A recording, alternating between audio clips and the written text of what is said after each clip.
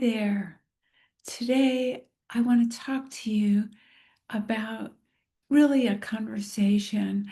I know I'm here alone, but I really want to hear back from you. And mostly, I want it to be a conversation because I have not figured it all out. And I need your feedback. I need to really share what's going on. So today, my daughter Allie was given news that a child that she had taught died, and she died unexpectedly. And really, I think about death, grieving, old age, and the state of both our ascension, enlightenment, health, worthiness, wholeness, all of those things have different names, different connotations, and they all interest me, and they have for the better part of 35, 40 years. But this isn't really about me, and it's not about Allie or the girl that died.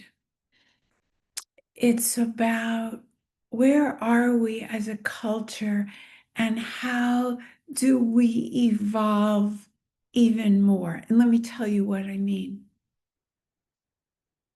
Do you think it would be healthier if the cultural norm was when a fish died, that parents would say to the child, the fish died, I know you love that fish? Or do you think it's really healthier that we run out and get another fish and delay or put off having the child know about death? And who is it that we're saving? And what does it really mean that we get so uncomfortable and so scared of emotions? Like, what if the worst happened and the kid had a fit and screamed and yelled? And I said, oh, no, no, and I don't accept it. And no, you. Do you think they would complete the emotion? There is such a thing as completing emotions. I know it's a very new concept. And I'll tell you more about how I'm developing my language about it so that I can talk and even teach about it. Maybe I'll tell you right now. So uh, I learned something when Melissa died after I grieved. You've heard the story about how I had, in the midst of horrendous, horrid grief. And I would say horrid because it hurt so much. It just felt like the knife never came out of my heart and it was just stuck there. It was bad. And bad meaning uncomfortable, suffering, all the stages, blah, blah, blah, blah. You know what that looks like. And then I was shown that I was okay. But it's way, way, way more than that moment or what I was shown. Because when I continuously now hear people say, the grief will always be with you. Of course, the person will never come back in form. And so, yes, it will not be the way it was. But do you have to keep suffering? I struggle with how many learned people keep on teaching that. And the only reason I struggle with that is that it's not that way for me. I could suffer. I know the ways. I could go back to memories. I could go back to the things I can't have anymore with Melissa. I can't go back to the grandchildren she was hoping to have, and the wedding in Las Vegas, and the this and the that. I so know how that would bring continuous suffering. I could, and I don't really want this to be about grief. I just want to note, I want you to note that I know how to suffer still. But any time I'm tempted, it's like a screen comes down and I'm offered another way. And the other way is to go beyond time and space and inhabit the life that I've been given and honor the life she was given. And never mind, I would like it to be longer, better, different, this, that. I don't go there because that's a fight with what is. Okay, enough about me and enough about grief. You've heard all of this before. But I want to take you along with me to where I am today. So I had a conversation the other night with a young person, and one of the most cherished parts of my life now is that my younger friends share their children with me and with my husband, and we get to be close to other young people, as well as my remaining daughter, Allie, and the sense that anytime I need to be with Melissa, I need her wisdom, I need her presence, she's there. She's there. You remember my earring story? I remembered that because I put these on today. I went to Amazon when I lost one and I ordered a similar earring. And what came was the matching pair to this, the one that I'd lost from Amazon. Remember that story? And these were Melissa's earrings. And that's why I was so sad to have lost one. I mean, Amazon doesn't send something similar that you lost. I mean, right? So I have evidence all the time, but I don't need to share that with you because that's not either the main point. But I'm just trying to share that Melissa's never gone. It's really more like how it was when she was alive. She didn't live in the same city as us for many years. There was a short time after law school that she lived here and commuted to the capital, which is Olympia, Washington. But then we retired in Florida half the year. She lived in Tacoma, which was near Olympia. More details than you know. But I just want you to get the sense that we weren't always in the same town, and yet she was always there. Not physically, but she was always there. You could say, well, at least she was physically in the world. But to me, I almost said it's the same. Energetically, it's the same. I do understand. I'm not crazy. I do understand she's not here anymore. Anyway, many of you will understand what I'm saying. If you don't, please write to me and ask me more. Because I would be glad to share more, but I want to get to the point. And I want us to start appreciating, because I am now appreciating that through this person that I'm going to do a certification with, Adrian Walker Hall.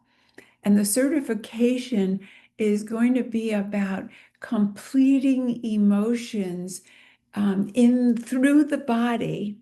So we do it ourselves, and it's not body work, and it's not like tapping or eye movement that also use the body, but it's about emotions are a portal. And she was reminding me today how far we've come. And I find this so exciting. Right now, for a lot of our society, psychotherapy or counseling or and coaching are all acceptable. And we talk about getting help for our mental health. And we have elite athletes that take time off for their mental health. And most of society applauds them for self-care.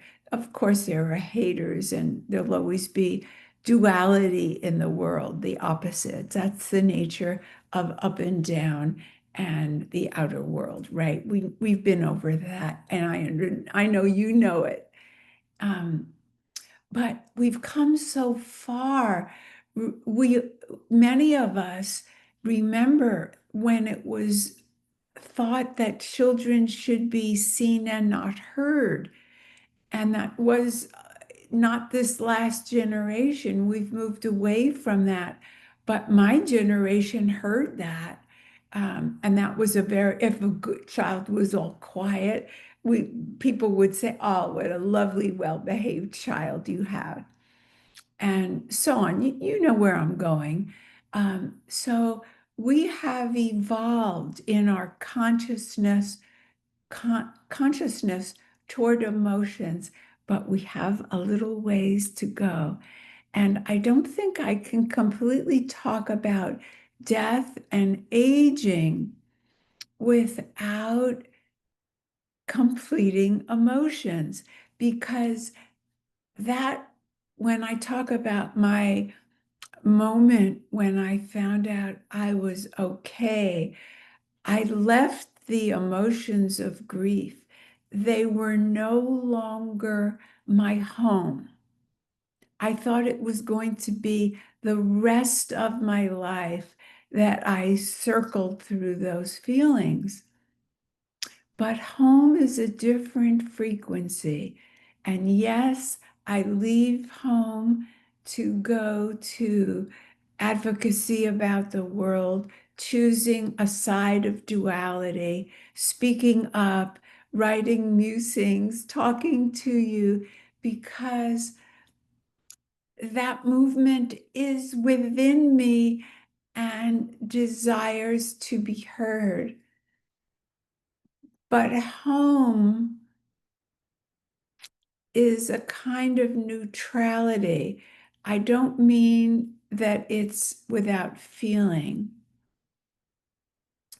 And the levels of consciousness that the chart that we've all heard of and seen, that's really about how we feel with those emotions. But it's supposed to be a chart of consciousness, not a chart of emotions where shame is the lowest and guilt is a little higher, and so on. That hierarchy is important and interesting in the world of psychology and in the world of suffering, so that we can understand with our minds what we're feeling. But that only goes so far. And that is why the grief groups are still stuck in that looping between what they call the stages. So this is, I'm going to bring you along as I take this certification, but here I'm coming now to the big thing I want to bring you in on. So yes, we're evolving in our acceptance of feelings, we're still trying to fix them and control them and reframe them and minimize them so that we believe that will end the suffering. It's not what's going to end the suffering. What's going to end the suffering is completing the emotions. And I'm going to show you how as we go along. So keep listening. I'm going to show you a little at a time, but I didn't have the words for it. But I think that's what happened for me with the stages of grief. I completed my interest or the pathway through those stages, and it's no longer home. It's no longer attractive. Okay. So I had dinner, back to my point. I had dinner with one of the lovely daughters of a good friend. And she was wanting to know what's going on with me. And so I was telling her, I'm not doing the TEDx. She'd been in on that all the way through, and she looked disappointed. And then I explained to her that I wouldn't be able to go all the places I wanted to go. And it was way more than one 10-minute talk. And so she was coming to it with me. And then I said, I think I need to keep talking about aging as well. And she looked a little scared, like she used to look when I talked about death. And then she got on that table with me in the same wavelength. And then I said something else, we keep on desiring things, not things like stuff, but as we age, we don't stop desiring. And I said, it might be about sex, but that's not what I'm talking about, because we do hear that there's a lot of sex going on in some of these residences. I've not seen it myself, but I hear. But that isn't it. But even see how taboo that sounds and feels. We don't like to think of people as sexual beings when they're old, or they don't look pretty, or like the sex images we have in mind. But I wasn't even talking about that. I hadn't even gotten to my main point when she said, well, I'm not aging. Now she's turning 17.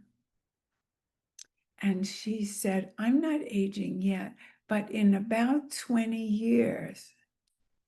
And I just let her talk. And for days, I've been sitting with that. And I want you to sit with it too. Will you consider that? Will you contemplate, when should we bring up aging? Most of us have not faced aging.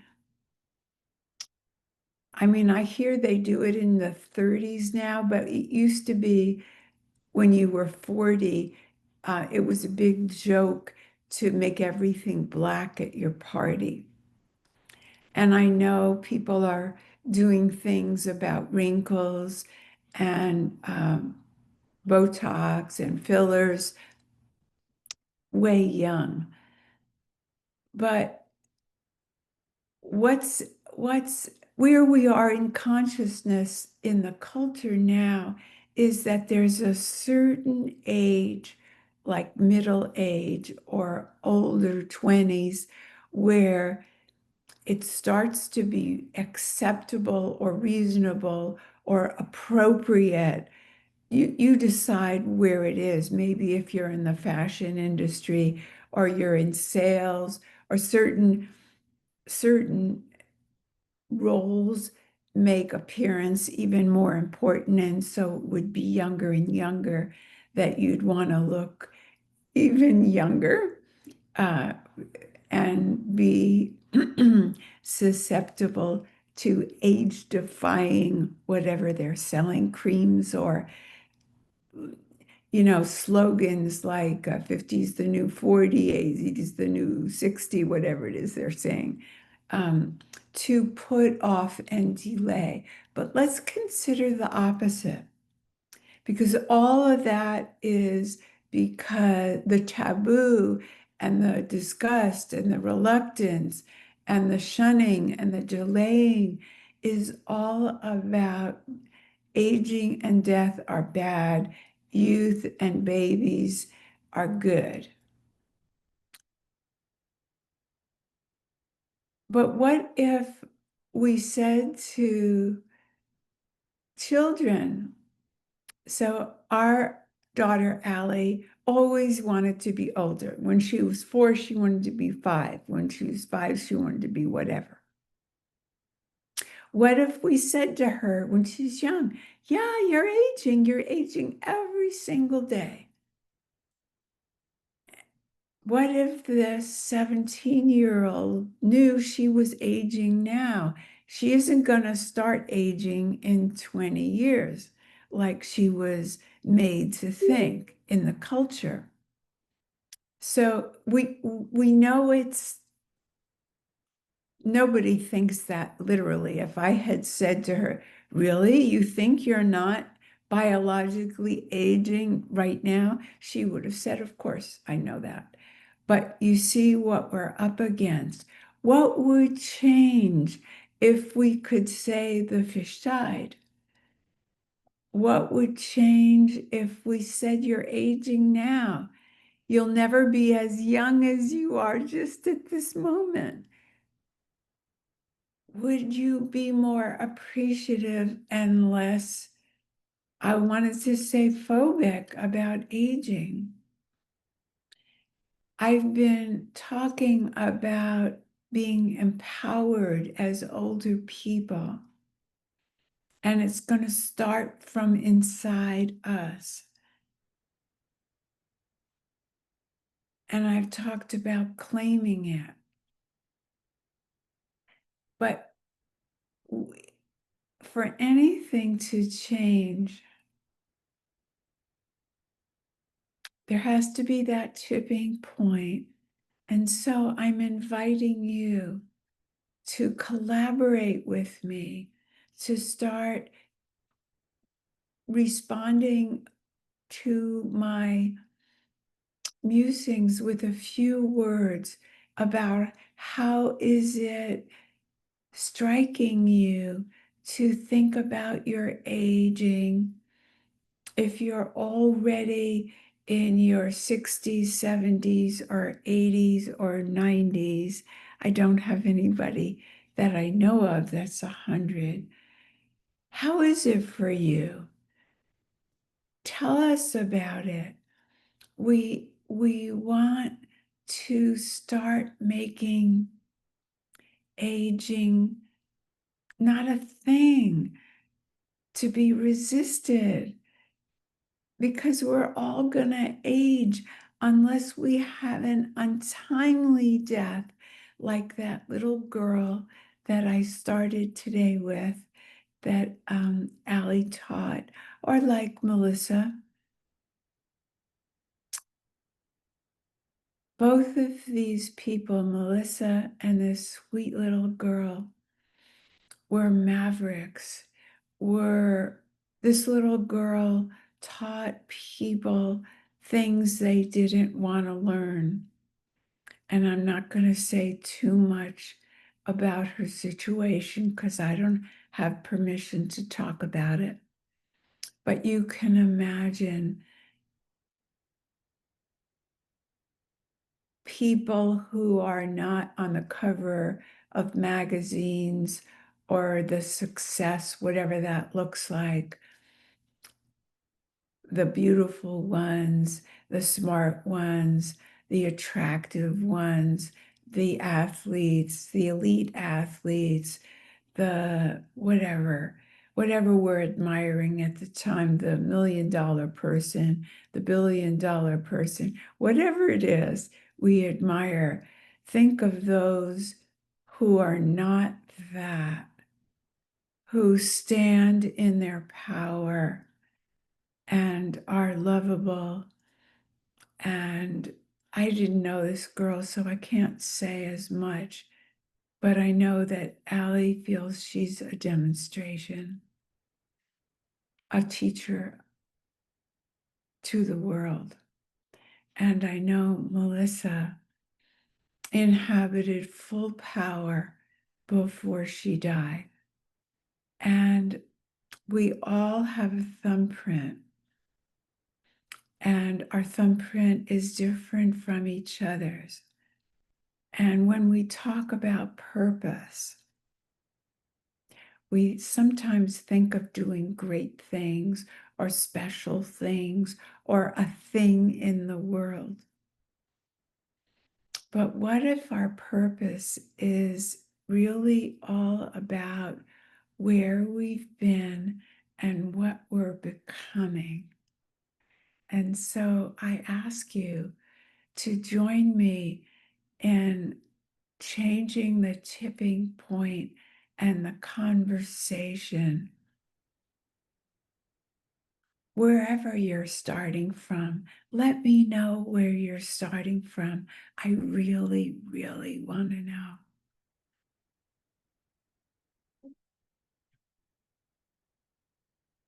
That's it for today. Bye for now.